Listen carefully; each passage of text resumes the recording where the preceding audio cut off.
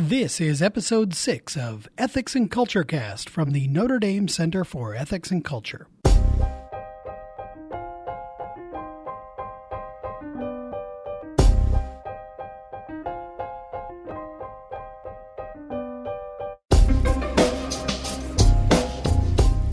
Welcome to episode 6 of Ethics and Culture Cast from the Notre Dame Center for Ethics and Culture. I'm Ken Hellenius, the communications specialist at the center.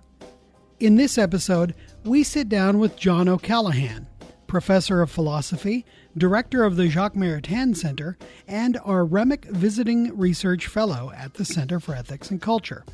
We chat about teaching St. Thomas Aquinas to undergraduates, the research and writing he's doing this year as our Remick Fellow, and how he got involved in the Center for Ethics and Culture. Let's head into the Maritain Library for this week's conversation.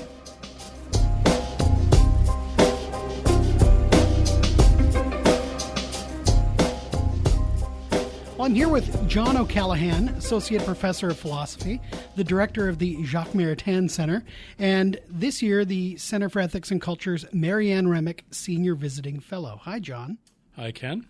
So, John, when you're not being the visiting fellow in the center, what do you teach? Broadly speaking, I teach courses in the history of philosophy, concentrating on medieval philosophy, and concentrating even more narrowly on Thomas Aquinas, across the spectrum of the sorts of things that he wrote on: ethics, metaphysics, human nature, God, the image of God. Pretty much anything in Aquinas I'll teach about. But from the perspective of Thomism, which has the desire to engage contemporary philosophy, so it's not in that sense merely historical. All of the courses I teach will have an eye towards how would this material help us engage themes in contemporary philosophy in the world today. So. And who are your primary students? I teach a lot of undergraduate courses for the majors. I teach Introduction to Philosophy quite a bit, and occasionally I teach graduate courses, and at about the same rate as the other philosophy faculty. You have to you can't teach too many graduate courses in any particular semester because there aren't as many graduate students as there are undergraduates. So a lot of the teaching is directed towards undergraduates, which I enjoy quite a bit. They're fresh and they have a sense of wonder, which is where philosophy begins. And in one of your average courses, how many students would you have? The undergraduate required courses, I might have anywhere from, depending on the kind of course it is, anywhere from 18 students to 30 students. I don't tend to do the super sections because I'm one of those persons who thinks that philosophy is really done best and learned best in engagement back and forth between teacher and student. So they're not so much lecture courses as seminar courses. And once you get over about 30 students, 30 really is a lecture size. Sure. Once you get into anything bigger, it's lecture, and I just don't find that a conducive setting. I know other people could do it, but I don't find it conducive. So anywhere from 15 to 30. The majors courses, because of Notre Dame's Catholic setting and character, the majors courses actually tend to attract quite a few students. Even students outside of the major. And so those will typically be 15. You might have a course in philosophy for majors that might have 6 or 7 ordinarily, but because of the interest in Thomas Aquinas, mine are usually full. No credit to the teacher, but definitely to the subject matter. To Thomas himself, yes. Right? So I let the text speak for itself. You're also the director of the Jacques Maritain Center. What is that? Well, it's a center that was originally founded as, in fact, it's the first center founded at the University of Notre Dame, I believe, in the 1950s. And it was founded in order to engage and promote the work of the very famous, at the time, French Catholic philosopher Jacques Maritain, who had had an extraordinary impact outside of the Catholic world by the way in which he did Catholic philosophy. And over time, it developed into really a kind of center to promote philosophy in the Catholic intellectual tradition and some theological aspects as well. Again, grounded, or at least starting from the perspective of the thought of Thomas Aquinas, but also expanding beyond that into other areas of philosophy in the Catholic tradition. So we host scholars, for instance, from around the world, lots of international scholars. We've had scholars from China, from Japan, from South America. We presently have one from Italy. And what we try to do is we try to give them a very conducive atmosphere within which to do their research that then they'll take back to their institutions. And we try to promote it amongst the undergraduates here. We host reading groups, and we'll pay for their books and pizza and things like that if they come to us and say we'd like to have a study group. Usually outside of class. We're interested in students who would be interested in doing these things outside of their ordinary class and so on, and also graduate students. So across the spectrum of students and faculty and visiting faculty, it seeks to promote Catholic or philosophy in the Catholic tradition. What would be an example of some of the things that some of these reading groups have taken on? Well, for quite a while we were sponsoring regularly a reading group of the Catechism. Again, self-organized by students. We want students who are self-directed. Mm-hmm. And so they would gather year after year. It was kind of an ongoing thing across years. Those who had been sort of students or followers within it the previous year might become the leaders of it the next year. And they would just work their way through the Catechism of the Catholic Church. That would be one. Sometimes the documents of Vatican II.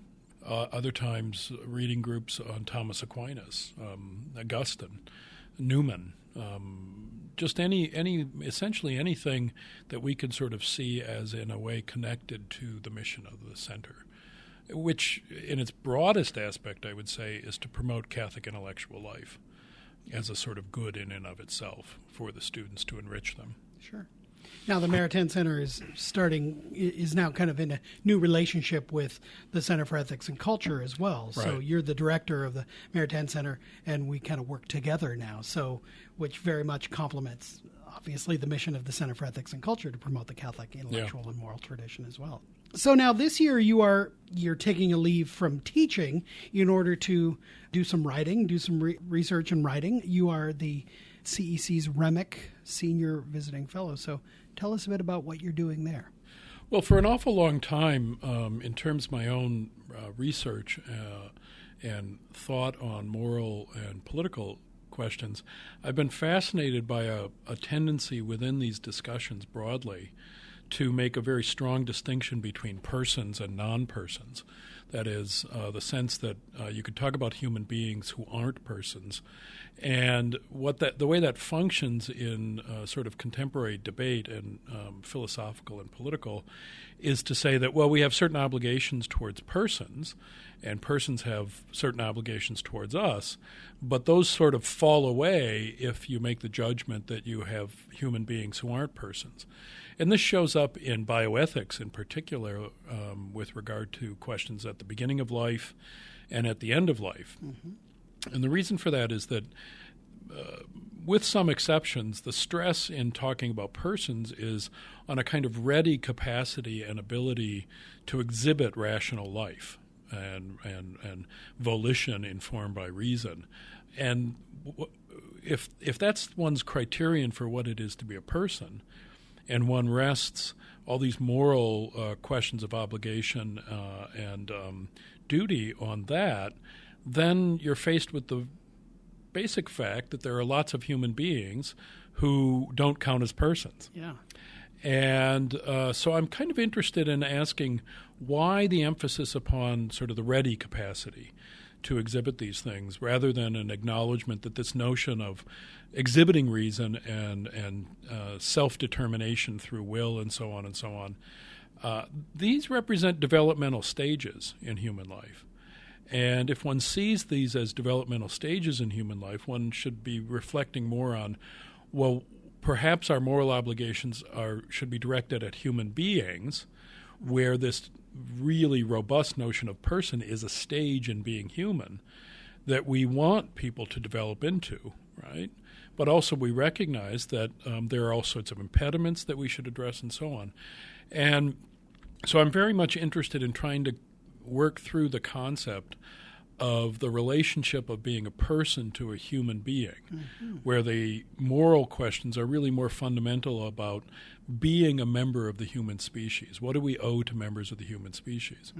To take an example, if a child is born healthy, we sort of expect that that child will develop into what we call a person in the very robust sense of a ready capacity to reason and will. But on the other hand, if there's some sort of impediment they suffer from, you might ask, well, why should we address that impediment? Since they're not yet a person, according to this very robust notion of what a person is. And so how do we account for the fact that we think we have moral obligations even towards healthy infants who aren't yet developed into this robust notion? Right. And then why would we think even more seriously about the sorts of obligations we have towards those who suffer from some illness, some congenital disease, or even some genetic disease? What's the basis of those moral obligations? If everything rests upon a really robust notion of can you speak to this person, and then you have obligations to them, then it's hard to see why we would have any obligations to those with whom we can't sort of engage in a conversation. Yeah. And that just seems to be wrong, and I want to ask why it's wrong. And I think it has lots of implications for contemporary bioethics, for politics. So that's what I'm hoping to work on, is how to think about our obligations to human beings, and also to maybe rethink the notion of person. Maybe the notion of person isn't so much what you can readily do, as opposed to, well, you're the sort of human being who, with the assistance of others, we all depend upon one another, can, in fact, live a good life. And that should be the basis of what we broadly might call dignity, is what we can do together, helping one another overcome obstacles, but then also achieve all sorts of success. By virtue of just being a human person. Yeah. Or a human being. Yeah, right, there's a way in which I think actually, especially in contemporary philosophy, and certainly in bioethics, which is a really, in my darker moments, I call the killing fields of contemporary bioethics. I once came up with a joke asking a bioethicist, all I would need to know from you is, do you say no? And he said yes. And by that I meant, will you say no to killing? Because if you look into contemporary bioethics, there's a lot of figuring out, well, how to do things right, but at the end of the day, it's okay to kill. And that worries me. That worries me a lot. So that's... I sometimes think the way we talk about persons now is really an obstacle to genuine moral reflection. But I don't think we can get rid of the notion. We just have to reform it, emphasizing more the human community of life and friendship. Now, obviously, your expertise is in the philosophy of St. Thomas and fully within the Catholic tradition, but what about our brothers and sisters who don't share that tradition? I mean, we talk about common human dignity. Right. And we talk about that being arising from the natural, right. Well, one might say natural law, but although lawyers and judges are quick to throw that out now, what are the basis of common human dignity? Well, I think so. There's a point to be made about Thomas Aquinas and his thought, and there's a point to be made in direct response to your question. The kind of methodological point to be made about someone operating from the background of Aquinas is that Aquinas does actually think that there are things that you can know without revelation that bear upon these very important questions of human dignity and human destiny. And he does think it's kind of foolish to appeal to revelation with people who don't accept the authority of revelation. Right. But you don't have to, because there are certain things that can be known about happiness, dignity, human destiny. And so that's just a point about why I don't sort of just give up as a Thomist and say, oh, I've got nothing to say because it's all revelation. It isn't all revelation. I think in direct answer to your question, the thing to emphasize is common human solidarity and friendship. What's the characteristic of friendship, right? There are different sorts of friendships. There are friendships where we find pleasure in one another. There are friendships where, because you're able to supply some sort of need that I have, I'll pay you for, your car, right? Sure. And that's what Aristotle would call a friendship of utility. Mm-hmm. But then there are other sorts of friendships which I think we think are the ideal of friendship, and that's where we're pursuing something in common that we both love, and that's a characteristic feature of human life. But to do that is to recognize that in that pursuit we need one another, right?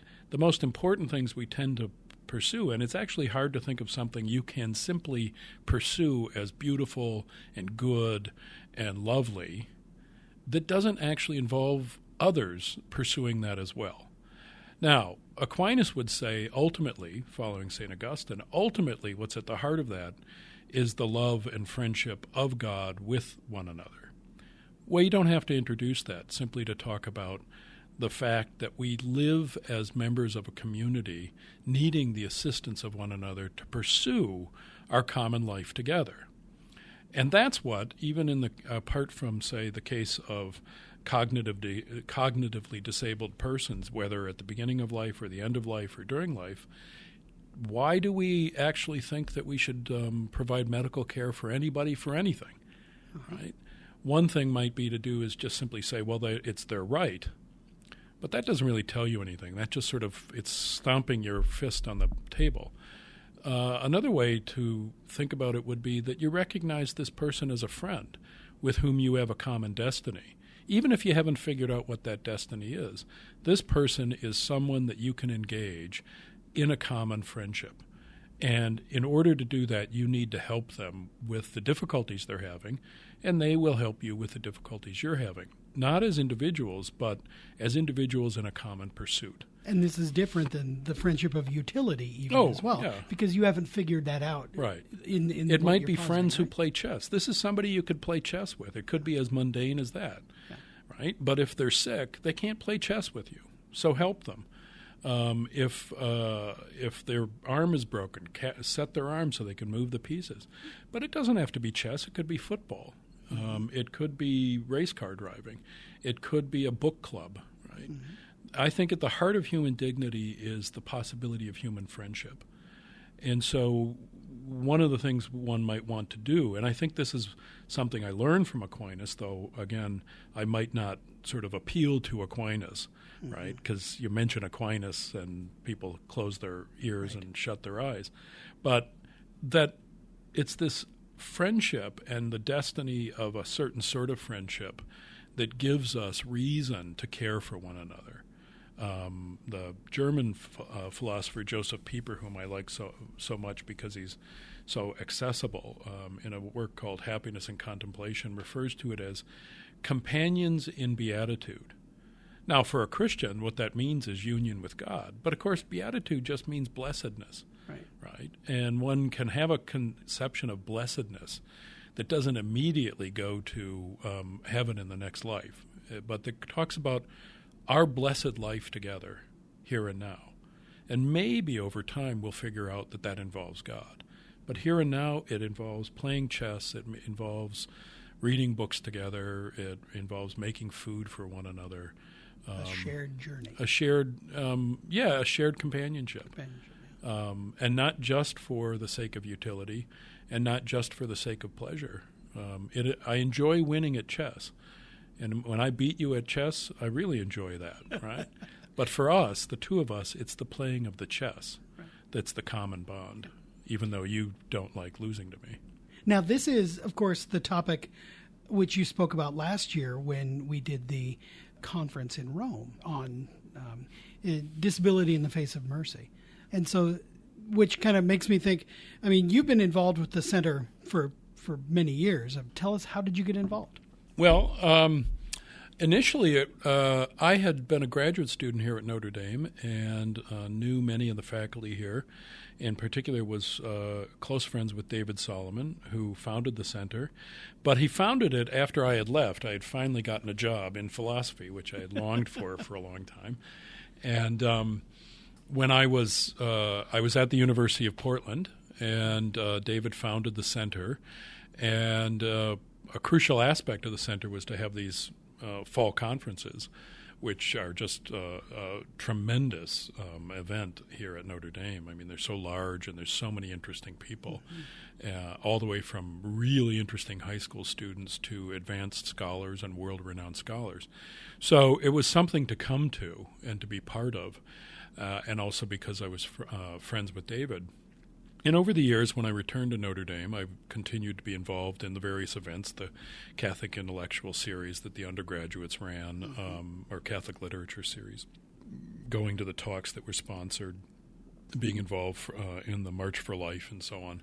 So I've always been involved. And then when Carter became director of the center, that involvement tended to become much more close in the sense of seeing common projects that he and I could be involved with and so on. More recent events have involved these issues of mercy and disability and weakness that have increasingly, I think, become a kind of focus of some of the things that Carter is doing. So I've been very much born out of his interest in bioethics and public policy. Right. And so on the one hand, I started with an interest in the sort of broadly intellectual, cultural things that David was addressing, and then in terms of interest that Carter has had, again, more the public policy things. That addresses a different sort of interest I've had in terms of questions of why it is that we exclude some people from the community. We talk about us, and then there are human beings that are not within that kind of scope of us. And I think Carter has tried to focus upon that as a real pressing problem of public policy and law. And I'm very interested in that. So. And your whole family, in many ways, I mean, multiple members of the O'Callaghan clan are affiliated with the center. Your daughter is a recent alumna of the Soren Fellows program. We have a new one just starting this fall. Right. Catherine was the first one. She started here actually when David was still directing the center. She started working for the Vita during the summers before she came to Notre Dame. And then I think maybe her freshman year was Carter's first year as director, and he kept her and employed her, and she worked here throughout the 4 years. And then, of course, Caroline started last summer, and we're hoping we'll continue the family tradition. It's the center. One of the nice things about the center is that it's very much a family-oriented place, with children of faculty working here, with kids running around. Spouses welcome. Yes, it's and I think not just as a happy coincidence. I think at the heart of the Center for Ethics and Culture from the very beginning, and certainly under Carter, and in terms of why I find it such a wonderful place, is the sense of community that gets expressed in family life, but then also the life of friends beyond family. Right. I think everybody involved in the center knows all of my family. Right? And I know members of their family and their kids and so on. It's it lives what it's committed to intellectually, and so I think that's an extraordinary feature of it that's very attractive to me. Well, and that kind of gets at the question. I was going to say, what role do you see the center playing, both here on campus and then even into the wider political square? There are public squares we talk about it, or Well, I think broadly speaking, of course, there's the commitment to building culture, right, to building a form of life, not simply pursuing things in a kind of intellectual manner divorced from the way in which that's exhibited in the way in the way we live our lives. And so, for instance, here on campus, when I teach, I've always been committed to the thought that teaching was, in the traditional language of the church, a spiritual work of mercy, right?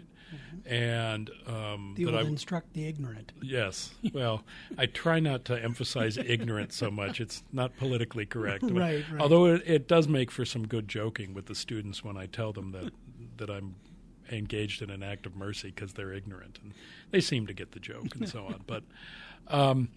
But there's a way in which I think the Center for Ethics and Culture at Notre Dame can, even for someone like me who may have been committed to this individually, reminds me, for instance, in my teaching, that it is a common endeavor, right? That it's not just me in my class.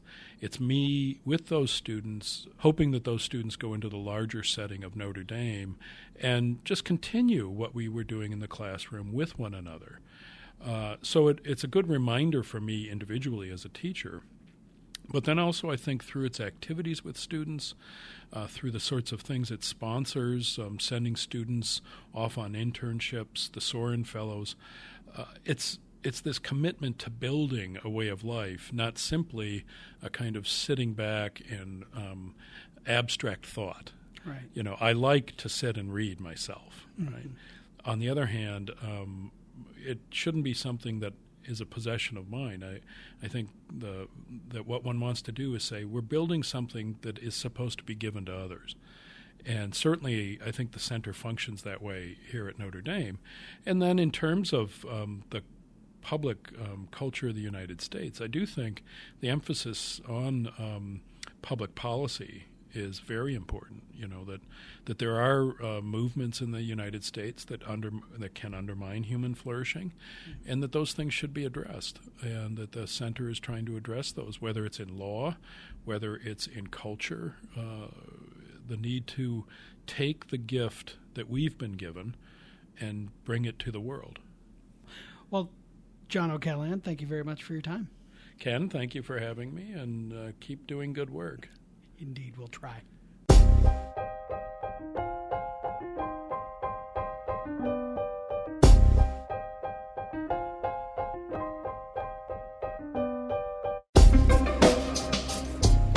Thank you to Professor John O'Callaghan. You can learn more about the Center for Ethics and Culture by visiting ethicscenter.nd.edu. You can subscribe to Ethics and Culture Cast, which is released every other Thursday during the academic year, by visiting ethicscenter.nd.edu/podcast. Please rate us on Apple Podcasts, and don't forget to tell your friends. Our theme music is I Dunno by Grapes, licensed under the Creative Commons Attribution License. We'll see you next time on Ethics and Culture Cast. Until then, make good decisions.